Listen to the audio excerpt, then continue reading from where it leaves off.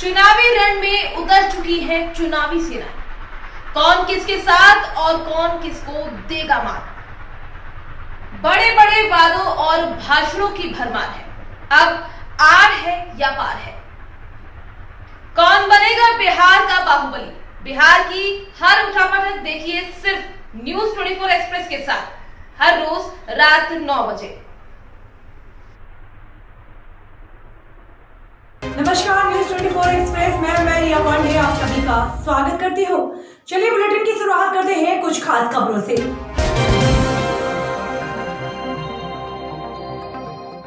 News 24 express का काफिला पहुंचा था खगड़िया जिला के आरौली विधानसभा पर, जहां पर न्यूज 24 एक्सप्रेस की टीम ने जनता से मुलाकात की, वहां की समस्या जानी और जानना चाहा कि नीतीश कुमार ने जो वादे किए थे वो पूरे किए या नहीं।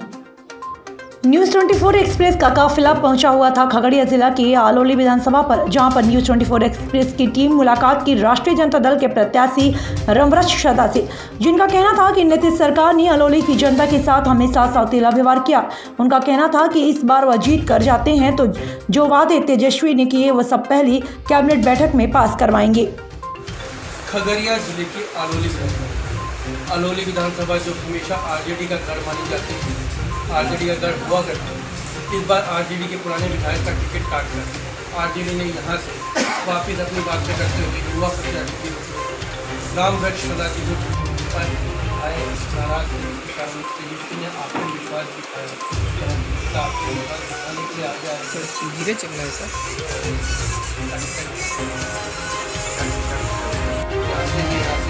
उसके बाद इस चुनाव के अंदर, इस आलौली विधानसभा के अंदर सबसे पहला महत्व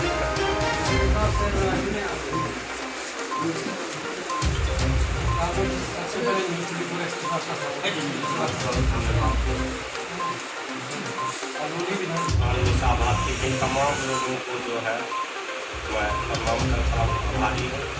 आलौली विधानसभा में सबसे पहला समस्या है और हम लोगों को लड़की वोट दिए, हम लोग अगर जीत के जाते हैं तो सबसे पहला आलौली लोगों का मांग रहेगा कि आलौली बहुत पिछड़ा हुआ इलाका और सरकार की लिस्ट में यह नक्सली इलाका भी होती है। अगर आलौली अनुमंडल बन जाता है, पहले आलौली प्रखंड 25 पंचायत उसको छोटा कर दिया 30 पंचायत। इससे पहले बहुत लोग समाज में हमारे बहुत साथी संघर्ष कर रहे हैं। हरी दोनों प्रखंड होना चाहिए और आलौली अनुमंडल होना चाहिए। सबसे पहले और संघर्ष भी इसके लिए।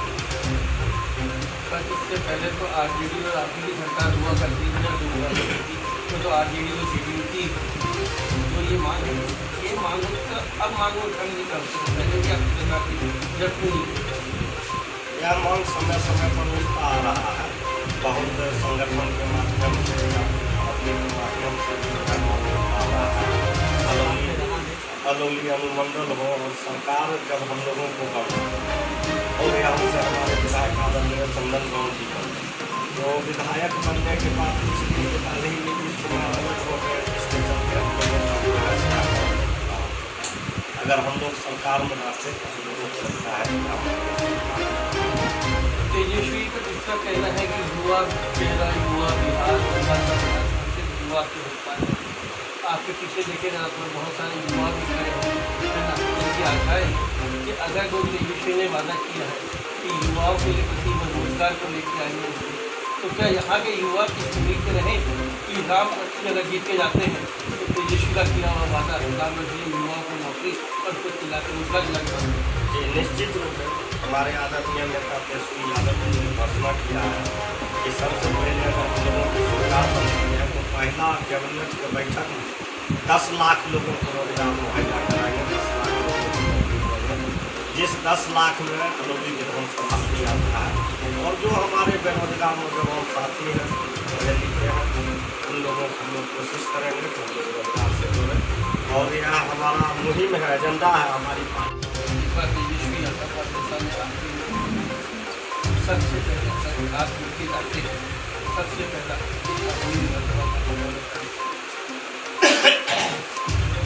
सबसे पहले तो मैं पार्टी नेतृत्व को बहुत आभार प्रकट करता हूँ कि जिन्होंने मेरे प्रति विश्वास किया और राष्ट्रीय जनता दल से मुझे अलौली विधानसभा से चुनाव लड़ाने का काम किया। आदरणीय नेता श्री लालू प्रसाद यादव जी, तेजस्वी यादव। बच्चे इतना यहाँ स्वास्थ्य सेवा की जो अच्छी सुविधा है, इतना यहाँ बच्चों की शिक्षा की सुविधा है। विपक्ष तो सीधा ये कहते हैं जो यहाँ से आपके आगे प्रत्याशी खड़े हैं, वो तो ये कहते हैं कि पिछली बार का विधायक जब कहाँ से अगर उन्होंने ना शिक्षा पे काम किया, ना स्वास्थ्य पे काम किया, तो वो सीधे आप पे ही आरोप लगा रहे हैं। सब ऐसा है कि आज 15 साल से नीतीश कुमार जी का शासन है और नीतीश कुमार जी का जो कहता है कि हम हर जगह विकास किए हैं, वह इनका साफ फौसला है, इनका कहीं कोई विकास नहीं है। आप अलौली विधानसभा आए हैं, अलौली विधानसभा में आपको अलौली से लेकर यहाँ लगौरा मछरा की दूरी मात्र 5 किलोमीटर है और आप कम से कम 15 किलोमीटर दूर पे आए हैं। इसी से अंदाजा लगाया जा सकता है कि नीतीश कुमार के राज्य में का विकास हुआ।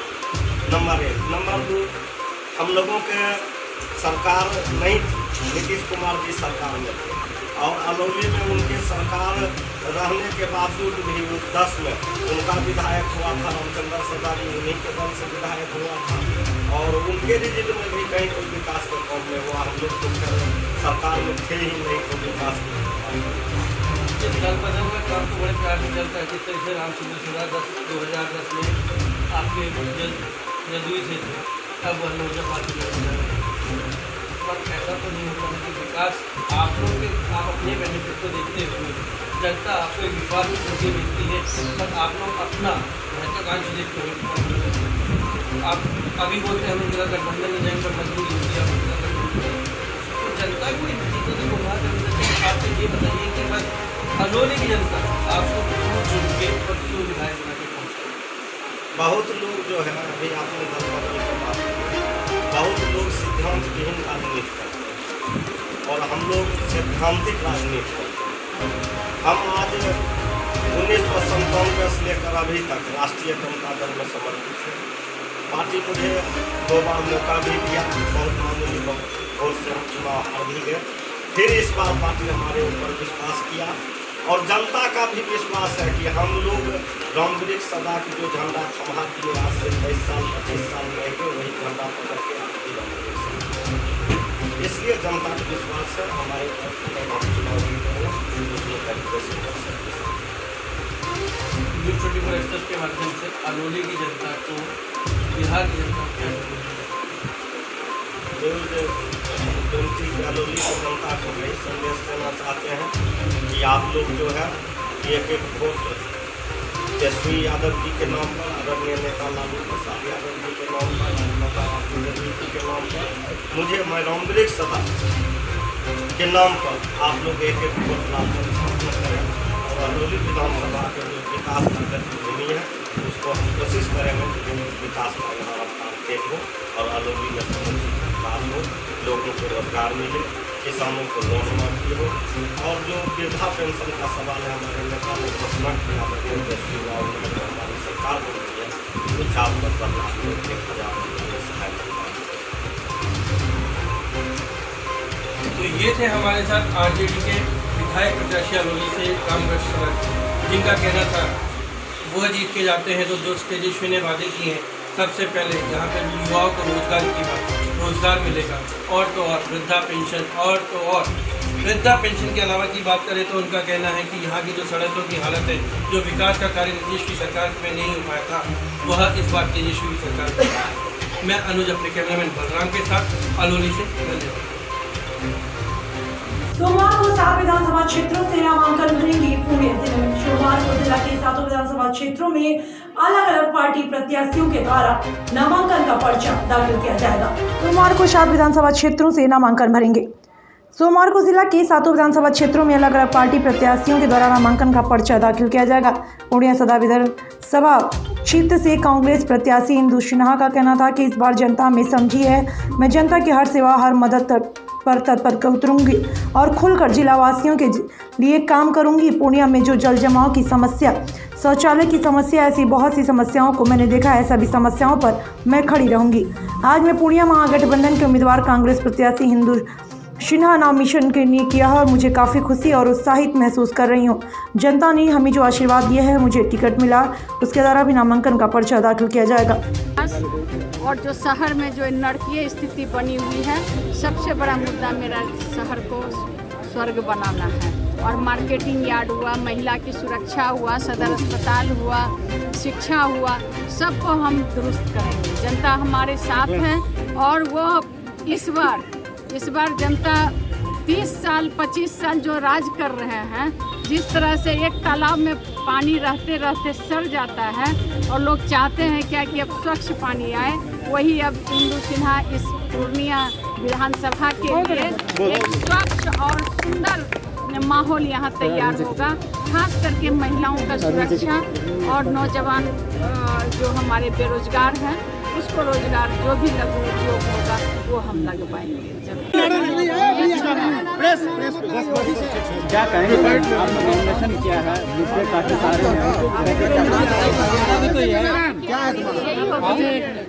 हैं, इस बार जनता भाई हाथ हटाओ ना यार।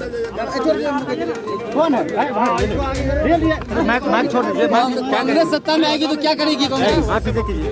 हाँ, क्या कांग्रेस सत्ता में आएगी तो क्या करेगी? न्यूज़ 24 एक्सप्रेस का काफिला पहुंचा था खगड़िया जिला के आरौली विधानसभा पर, जहां पर न्यूज़ 24 एक्सप्रेस की टीम ने जनता से मुलाकात की, वहां की समस्या जानी और जानना चाहा कि नीतीश कुमार ने जो वादे किए थे वो पूरे किए या नहीं। न्यूज़ 24 एक्सप्रेस का काफिला पहुंचा हुआ था खगड़िया जिला के आरौली विधानसभा पर, जहां पर न्यूज़ 24 एक्सप्रेस की टीम ने जनता से मुलाकात कर वहां की समस्या जानी और जानना चाहा कि नीतीश कुमार ने वादे पूरे किए या नहीं। और न्यूज़ एक्सप्रेस ने जनता से जाना कि अब वह कैसी सरकार चाहते हैं और क्या क्या उम्मीदें हैं उनकी नई सरकार से। न्यूज़ 24 एक्सप्रेस पहुंचा हुआ था खगड़िया जिले के अंदर। आज खगड़िया जिले के अंदर एक आरौली विधानसभा होती है, जहां पे हमारी बातचीत होगी यहाँ के युवा मतदाताओं से, यहाँ के मतदाताओं से, सभी प्रकार के मतदाताओं से, तो और जानेंगे कि यहाँ का मतदाता क्या कहता है इस बार बिहार के लिए। आपका सबसे पहले आपका नाम? मेरा नाम दिनेश यादव, मैं ग्राम पंचायत राज छिलकोरी के मुखिया प्रतिनिधि हैं, जो कि हमारी वाइफ मुखिया श्रीमती बिन्नी देवी, ग्राम पंचायत राज छिलकोरी। यादव जी, आप जिस तरीके से कह रहे हैं, जनता का नीतीश कुमार कहते हैं कि हमने बहुत विकास किया है, बहुत तरक्की की है, बिहार को बढ़ाया है, क्या लगता है ऐसा सच्चाई है कि ये सिर्फ धोखलेबाजी? पूरा धोखलेबाजी है, पूरा धोखलेबाजी है। नीतीश जी ने कहा कि जो लोग प्रवासी मजदूर कोरोना कोविड-19 में जो आए हैं उन लोगों को हम प्रत्येक महीना 1000 रुपये देंगे, और जो बिहार आए हैं उनको पुनः आपस प्रदेश से जाने नहीं देंगे। क्या ये देख रहे हैं नीतीश जी? बस में कौन जा रहा है? नीतीश जी खुद ही जा रहे हैं, या हमारा युवा जा रहे हैं, या हमारा बेरोजगार साथी जा रहे हैं, या नीतीश जी बोलते हैं हमने वृद्धा पेंशन कर दिए 60 वर्ष वाले। वृद्धा पेंशन के लिए तो लोग दौड़ दौड़ के ब्लॉक चक्कर लगाते रहे। आपको जनधन खाता खुलवाया, इस खाता में डायरेक्ट जनधन खाते में 15 हज़ार रुपये जाता है। 15 लाख रुपये दिए, क्या मोदी जी दे दिए? 15 साल में हम लोग ने नीतीश जी को विश्वास करके वोट दिए कि हमारा सरकार नीतीश जी रहे हैं और रहेंगे, लेकिन ऐसा तो कुछ हुआ नहीं। गरीब अभी तक भटक रही है, रोजगार के लिए भटक रहा है। बहुत अच्छा सवाल बोला। जब लॉकडाउन चल रहा था, जब कोरोना काल चल रहा था, चल तो आज भी रहा है, सवाल बहुत अच्छा बनता है साहब कि जब सिर्फ कोरोना काल के अंदर जो ये कहते हैं कि सोशल डिस्टेंसिंग इनका पालन करो, इस चीज़ का पालन करो, तो ये क्या सिर्फ मजदूरों के लिए, गरीबों के लिए है, नेताओं के लिए नहीं लगता? नहीं, नेताओं के लिए नहीं है, सरकार के लिए नहीं। अगर कोरोना ये मानते कोविड-19 तो आज चुनाव नहीं होता। और जो इन्होंने कहा था कि जब कोविड के समय जो मजदूर लौट के आए हैं महाराष्ट्र से, गुजरात से, उनको मनरेगा के तहत कार्य दिया जाएगा, तो आप भी एक मुखिया प्रतिनिधि हैं, तो हम तो ये जानना चाहेंगे कि आरौली में कितने लोगों को मनरेगा के तहत आप लोगों ने कार्य दिया इस कोरोना काल में? हमने तो इतना अफसरशाही इस सरकार में रहते हुए जो हमने दिए हैं वो शायद नीतीश कुमार भी नहीं दे सकते। शायद नीतीश कुमार ने, तो प्रधानमंत्री जी को जो नरेगा योजना है उसमें हमारे लाखों मजदूर काम किए, प्रत्येक दिन 600 700 मजदूर काम किए, वो तो प्रधानमंत्री का योजना। नीतीश जी खुद बोले ना कि हम अपना योजना कौन दिए हैं प्रवासी मजदूर को जो काम किया है। तो जनता से मजदूर तो सारे घर वापस लौट के आए थे कोरोना काल के अंदर, महाराष्ट्र से हो चाहे गुजरात से हो, तो उनको वापस वहाँ क्यों भेजा गया? जब तो वो कहते थे कि मेरा बेटा, मेरा भाई, मेरी माँ सब घर वापस आ रहे हैं, इनका घर पे ख्याल रखा जाएगा। पर आज वही मजदूर, वही भाई आप लोगों के वापस महाराष्ट्र गुजरात की तरफ रुख क्यों मोड़ लिए? आज मुखिया के नाते हम कहते हैं कि मुखिया प्रतिनिधि के नाते कहते हैं, एक भी प्रवासी मजदूर अगर बाहर नहीं जाए तो नीतीश जी को राज में भूखे मर जाएंगे, बिल्कुल भूखे मर जाएंगे। अभी देखिए आप आए हैं, कहीं है मजदूर को यहाँ जो कोई किसान के खेती में भी काम कर लेंगे, अन्न बिना तरस रहा है, बस का भाड़ा 3-3 हज़ार रुपया ले रहा है, ब्याज पर जेवरात बेच के जा रहे हैं। उसके लिए कोई है? सरकार दिया है? कहाँ बताए किस जगह दिए हैं? वहीं हम लोग चले जाएंगे। बिहार राज्य में तो ऐसा कुछ कर नहीं रहे हैं। हमारे साथ कुछ युवा भी हैं। नीतीश सरकार कहती है कि हमने युवाओं के लिए बहुत सारे विकल्प खोले, हमने रोजगारों के विकल्प खोले, हमने युवाओं के लिए तरह तरह की योजनाएं बनाई हैं, हमने रोजगार मेले लगाए हैं। तो आप लोग युवा होने के बाद आज यहाँ क्यों अलौली के अंदर, जब इतना विकास हुआ है, जितना बात बोलते हैं नीतीश जी, तो आप लोग शहरों में जाके क्यों नहीं बोलते? न्यूज़ 1824 में सबसे पहले मैं आपको बहुत बहुत धन्यवाद देना चाहता हूं सर, जो आपने प्रदेश से चलकर हमारे सुदूर देहात में हमारे तकलीफ को समझने के लिए, मेरा मुख्यमंत्री नहीं बल्कि आप आवाज़ उठाने के लिए और आवाज़ को दिखाने के लिए आप पहुंचे हैं। इसलिए मैं अपने अलौली विधानसभा की ओर से, हम अपने राष्ट्रीय अध्यक्ष श्री लालू प्रसाद यादव जी की ओर से, हम अपने प्रत्याशी श्री रामवृक्ष सदा जी की ओर से आप लोगों के माध्यम से मैं आपको कहना चाहता हूं कि युवा की बात है। आपने किसी भी दृष्टि में आपने यहाँ पे हर जगह से घूमे हैं, देखे हैं, कहीं भी अगर युवा की बात कर रहे हैं सरकार, तो मैं सरकार से जानना चाहता हूँ कि आप अपना बताएं रिपोर्ट कि युवाओं के लिए आपने क्या किए और क्या दिए हैं अभी तक। अगर आपके क्षेत्र में, आपके देश में, आपके राज्य में युवा अगर रोजगार युवा को अगर बिहार में ही मिल जाता तो फिर प्रवासी होने की क्या जरूरत थी? क्यों जाना था बेंगलोर, क्यों जाना था दिल्ली, क्यों जाना था हरियाणा, पंजाब, जिस कारण हमारे बिहारियों को मार पीट कर घिसेट कर वहाँ से जो है भेजाया जाता है। हम लोग पैर पकड़ पकड़ प्रशासन को है जो है तो वहाँ से हुजूर विनती करते हुए वहाँ स्टेशन पर से आते हैं, प्लेटफॉर्म पर हम लोगों को सोना पड़ जाता है। ऐसा क्या रोजगार मिल गया है जिसके कारण भी हम लोग बाहर जा रहे हैं? क्या मुझे शौक है बिहार से बाहर जाने की? मैं अपने माता पिता, अपने भाई बहन, अपने समाज को छोड़कर जो 2 रोटी के नमक खाने के लिए मैंने बाहर जा रहे हैं, क्या मुझे जरूरत इस ढंग की पड़ गई? पर जिस तरीके से विपक्ष जो नीतीश कुमार है वो तेजस्वी यादव पे, इन पे आरोप लगाते हैं कि हम तो कोरोना काल के अंदर बाहर थे, जनता की सेवा की, हमने ग्रामीणों की, गांव वालों की सेवा की, तेजस्वी तो घर के अंदर बैठे हुए थे, वो तो बाहर ही नहीं निकले। तो फिर ऐसी जनता को जब तेजस्वी, जब अपने वो समय, जब यहाँ की जनता को, बिहार की जनता को कोरोना काल में बाढ़ के समय में तेजस्वी की जरूरत थी, जब तो तेजस्वी ग्राउंड पे नहीं है, तो आज वोट मांगने क्यों चले?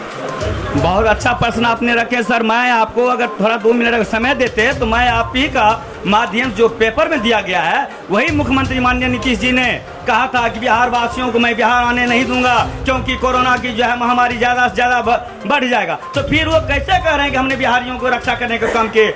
वो अगर कोई ऐसा युवा नेता है, आइकॉन है, तो माननीय तेजस्वी यादव जी हैं, जो अपना दम, अपना पैसा लगा कर कहा मैं बिहारियों को अंदर लाऊंगा, चाहे जैसे जिस स्थिति में मेरे बिहारियों, मेरा भाई बहन यहाँ हमारे अपने राज्य में स्वतंत्र रूप से आ जाए, यहाँ पे जो भी कुछ होगा हम लोग अपना देखेंगे, समझेंगे। लेकिन बाहर में देने का काम नहीं किया। और 2000 बस ट्रेन तक मुख्यमंत्री जी को, राज्यपाल को, प्रधानमंत्री को लेटर लिखने का काम किया कि आप जो है हमें आदेश दीजिए, मैं अपना पैसा लगाकर जनता से मिलकर मैं अपने सारे बाहरसी में जो बसे हुए हैं मजदूर लोग हैं उनको हम लाने का काम करेंगे। और सभी आदमी ने देखा, आप के सोशल मीडिया, आपके मीडिया के अनुसार देखा है कि इस महामारी के बावजूद बाढ़ में भी तेजस्वी जी ने नाव पर चलकर वो अपने शरीर को कभी नहीं सोचा कि मेरा क्या होगा नहीं होगा, और वो चलकर वो जो है सो चलकर बेचारे घूम कर सभी आदमी को मदद करने का काम किया है। बाढ़ में भी घूम कर जो है खाना देने का काम किया है।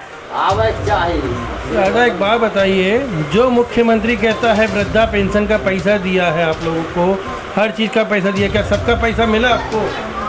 कभी कभी मिले थे, कभी नहीं वो मिले। वो तो कहते हैं हर महीने आपके खाते में पैसा आता है। कभी नहीं, कभी आए वो करे थे, कभी नहीं हो आगे। और जो किसान का ये फल बीमा, जो किसान बीमा है, जो फसलों का बीमा होता है, ये मिला, इसका लाभ मिला है आज तक? नहीं। तो ये है अलोली की विधानसभा की जनता जो साफ साफ कहती है, नीतीश के प्रति कहती है, जो नीतीश ने बोले थे कि हम बिहार प्रवासियों को सब कुछ देंगे, हम बिहारियों को यहाँ पे अपने भाई बहन जैसे रखेंगे, पर सिर्फ वादे ही वादे थे, सिर्फ और सिर्फ झूठ बोला। उनका कहना है युवाओं को कुछ नहीं दिया गया। आज जो भी किया तेजस्वी ने, अपने यहाँ के लोगों ने मिलकर अपनी जनता के लिए किया। अगर तेजस्वी की या आरजेडी की सरकार आती है, यहाँ की जनता चाहती है कि वापस आरजेडी की सरकार आए, क्योंकि वह यहाँ के लोगों को, बिहार के लोगों को अपना भाई, अपना बहन, अपना सब माता पिता मानती है। मैं अनुज अपने कैमरामैन बलराम के साथ अलोली विधानसभा से। धन्यवाद। न्यूज़ 24 एक्सप्रेस पर खबरों का सिलसिला लगातार जारी है। तो देखते रहिए लगातार खबरों के लिए न्यूज़ 24 एक्सप्रेस। इन फिलहाल के लिए मुझे दीजिए इजाजत। नमस्कार।